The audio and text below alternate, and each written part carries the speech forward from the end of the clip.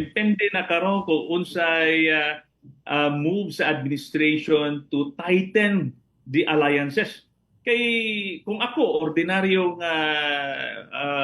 bystander lang sa Congress, example, congressman, Mm. no?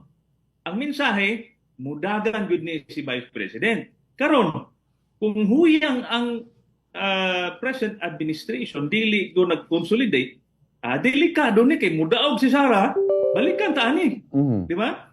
Balikan ta. So message ini sa mga congressmen, karon pa lang mutaya kana kay kung tingali nga dili nyo ako matumba, balikan ko kamo, no? Mm. So doon naman sa magtataya, they will make sure nga matumba ka kay kung dili ka matumba, balikan mo sila. Mm. So dalawang ano diyan, pananaw natin, depende yan sa atmosphere sa House of Representatives kung daghan ba nga mutaya kay Vice President Sara, or depending on the situation like the ICC cases, Mm. like the impeachment complaint, no?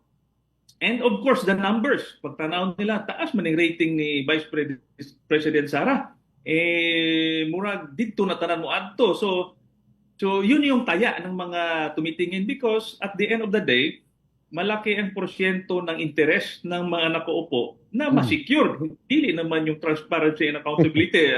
Realities. Mm. Realities lang, Bobo Junel, no? Tumutanaw na sila, musugal nga, kung ako mong taya, dire, mao yung epekto sa ako. But of course, for me, this is the best opportunity for the Vice President to present herself even in the impeachment complaint. Kay sa una, if I want to look at it objectively, Yes, sir. katong mga questions sa budget hearing, kaning mga investigation sa mga committee, maganda sana kung sinagot ni Vice President ang diretso yun. Pwede naman kasi maging matapang at pwede mong sagutin ng diretso. Mm. Ang hindi kasi maganda doon, she really refused to answer. So kung refuse ka nag-answer, wala kay opportunity to present yourself.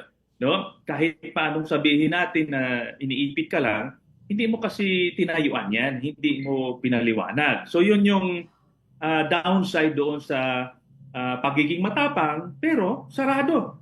So yun yung kind of governance na makita natin na while kailangan mo maging matapang, no, dahil dumaan din kami sa ganong gitgita, nakulong din kami, pero we presented our case klaro sa tao. And the same time, baruganin mo. So maupod kay Vice President Sara. Kung klaro ang iya baruganan, no? Edi ipakita niya. Pero dili siya mo agion lang sa yaw-yaw, refusal and everything, then divert the attention. So asa na ang accountability and transparency? Doon siya maigo.